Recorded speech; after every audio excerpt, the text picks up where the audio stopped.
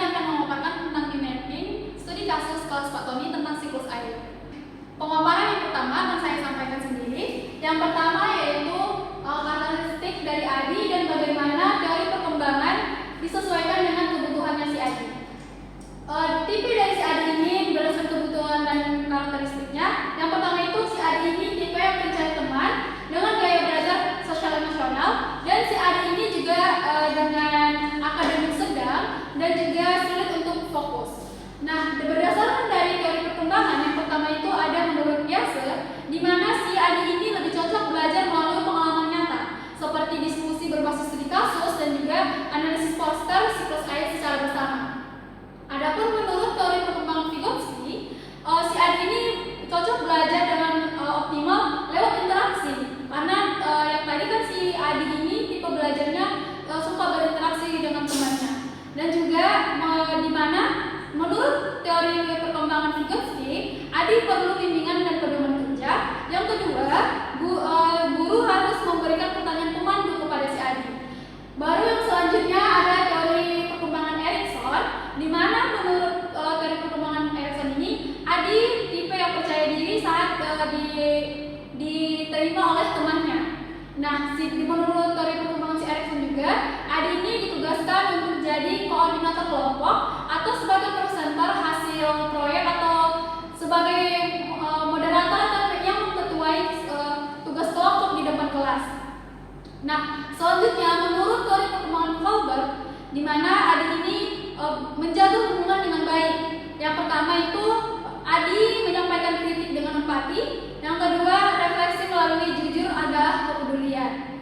Nah, yang terakhir menurut teori perkembangan Gilbert atau Malina, di mana si ADI ini diminta untuk melakukan sebuah aktivitas untuk mendukung psikomotoriknya, yaitu lewat berlatih dengan aktivitas sosial.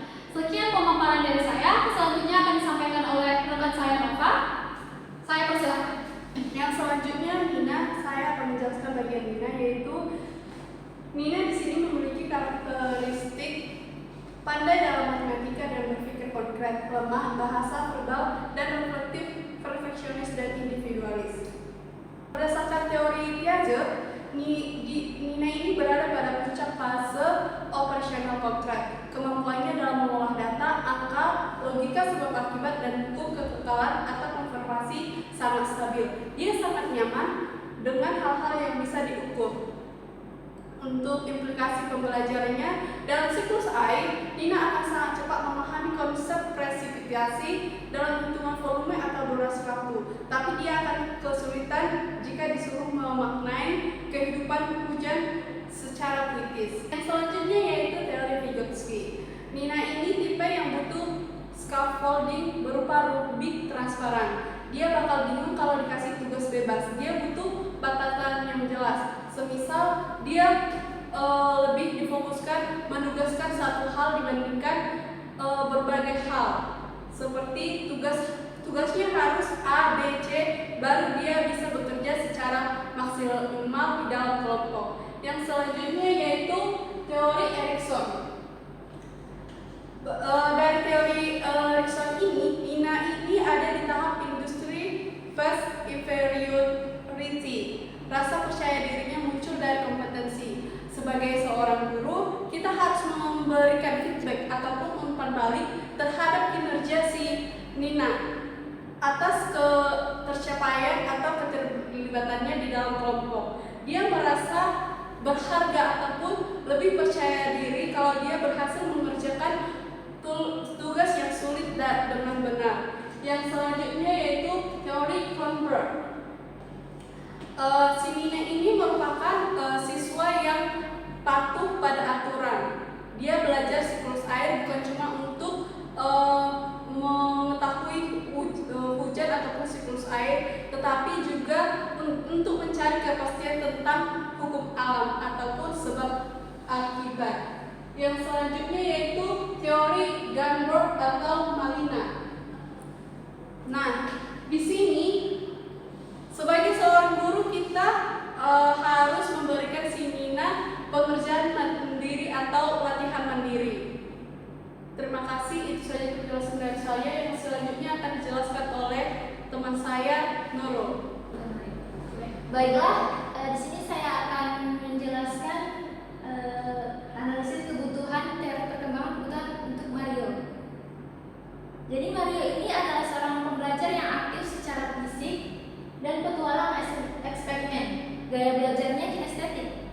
Jadi menurut teori Piaget, Mario ini seorang pembelajar yang aktif secara fisik karena ia berada pada tahap operasional konkret.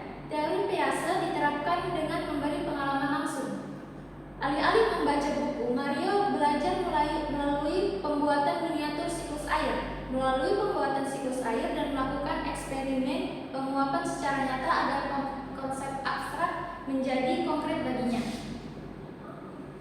Yang kedua itu menurut teori Vygotsky. Vygotsky menekankan pentingnya bimbingan dalam interaksi sosial karena Mario cenderung aktif dan membutuhkan struktur energi tetap terarah dalam tujuan pembelajarannya. Guru memberikan langkah-langkah kerja yang jelas dan berorientasi hasil. Adanya aturan kerja kelompok membantu Mario tetap fokus saat berinteraksi dengan teman-temannya. Selanjutnya ada teori Erikson. Berdasarkan tahap industri dan inferiority, Mario perlu merasa kompeten dan berguna. Untuk membangun rasa percaya dirinya, Mario diberi peran strategis sebagai penanggung jawab alat atau pemimpin eksperimen. Hal ini memvalidasi kemampuannya dalam mengelola hal-hal fisik dan teknisi di dalam kelompok. Yang selanjutnya, menurut teori Kohlberg, teori ini ditetapkan untuk melatih kesadaran Mario akan aturan dan tanggung jawab sosial dalam kelompok. Implementasi yang dapat dilakukan, Mario diajarkan untuk mematuhi aturan main dan belajar mengatur tindakan kelompoknya. Ini membantu Mario yang energetik agar tidak bertindak semaunya sendiri dan mulai memahami pentingnya keteraturan sosial. Nah, yang terakhir itu ada menurut teori Gabert atau Malina, berfokus pada aspek perkembangan fisik dan motorik. Peserta didik untuk seperti Mario menyesuaikan teorinya dalam hal-hal yang energi tinggi dan motorik yang kuat. Mario diidentifikasi memiliki energi tinggi dan kemampuan motorik yang kuat. Ini berarti ia tidak bisa duduk diam dalam waktu yang lama dan membutuhkan penyaluran energi fisik agar bisa berkonsentrasi. Strategi pembelajaran untuk Mario, pembelajaran tidak hanya dilakukan dalam ruangan, guru memfasilitasi kebutuhan fisiknya dengan melakukan observasi di luar kelas. Sekian dari saya, selanjutnya akan dijelaskan oleh rekan saya Nova. Yang selanjutnya yaitu Laksmi. Laksmi di sini memiliki karakteristik siswa yang imajinatif, kreatif, emosional, sulit tugas terstruktur.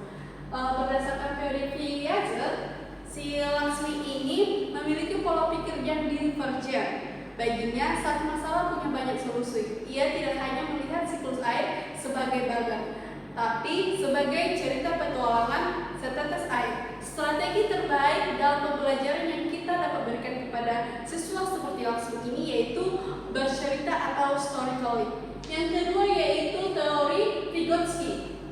Nah, kalau untuk teori Vygotsky ini, Laksmi berkembang dalam interaksi yang dinamis. Ia lebih suka menggambar poster bersama teman ataupun melakukan drama singkat atau role play tentang bagaimana awan menjadi berat dan turun hujan. Sebagai seorang guru, kita dapat membuat Laksmi ini membuat suatu kegiatan ataupun drama di dalam kelas bersama teman-teman sekelompoknya. Yang selanjutnya yaitu teori Erikson.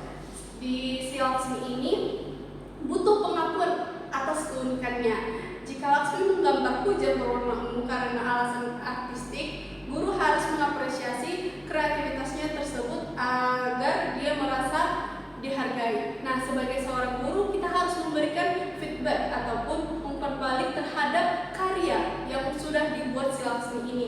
Yang selanjutnya yaitu teori Kohlberg. Nah, kesadaran moralnya si Laksmi ini digerakkan oleh empati. Laksmi akan sangat tersentuh jika diajarkan siklus air melalui konteks sosial, seperti dampak banjir bagi lingkungan di masyarakat ataupun bagi petani dan hewan di hutan. Yang selanjutnya, kalau dalam pembelajaran dia dapat belajar tentang bagaimana bertanggung jawab di lingkungan tempat dia tinggal. Yang selanjutnya yaitu teori tentang Gobart atau Molina. Si Laksmi ini sangat kinestetik dan memiliki perkembangan motorik halus. Nah, untuk sebagai seorang guru, kita dapat membuat pembelajaran yang cocok untuk si Laksmi ini seperti menggambar ataupun membuat prakarya ataupun menempel dengan idenya sendiri agar pembelajarannya dapat tercapai secara maksimal. Sekian pemaparan dari kelompok 11 tentang studi kasus kelas Pak Tony tentang siklus air. Jika ada kesalahan dan kekurangan, kami memohon maaf. Dan jika ada kritik dan saran, kami menerima dengan senang hati. Dan terima kasih atas perhatian semuanya. Kami dari kelompok 11 mengucapkan terima kasih. Wassalamualaikum warahmatullahi wabarakatuh. Salam sejahtera untuk kita semua.